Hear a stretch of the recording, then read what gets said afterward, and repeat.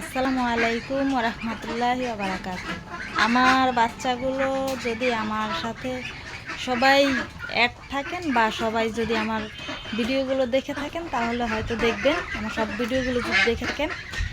আমি 100 হাঁসের বাচ্চা এনেছিলাম, সেই ভিডিওটা ছেড়েছিলাম অবশ্য। তো এখন মাশাআল্লাহ আমার হাঁসের বাচ্চাগুলো এই যে দেখেছেন, এই যে আমার হাঁসের বাচ্চাগুলো 100 হাঁসের বাচ্চা মাশাআল্লাহ এখন বড় হয়েছে। এখন সকালবেলা মানে এগুলো সব ধোয়া, তারপরে হচ্ছে গিয়ে আপনার হাঁসগুলো গোসল করানো হয়েছে, তো এর জন্য এই যে ভিজা, এর জন্য একটু এরকম দেখাচ্ছে। আর হচ্ছে গিয়ে এটা যদি আপনার শুকায় না, সাদা ধবধবা দেখা যাবে। এটা হচ্ছে বেলজিয়াম হাঁসের বাচ্চা।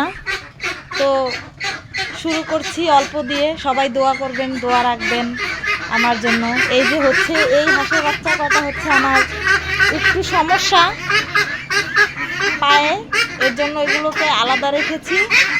আর হচ্ছে এই যে এখানে আমার 8টা মুরগির বাচ্চা আছে, একদম ছোট ছোট কিনেছিলাম, 40 টাকা পিস। আমাদের বাড়ির পাশেই এক আন্টি বিক্রি করছে, তো ওনার কাছ থেকে আমি কিনে এনেছি।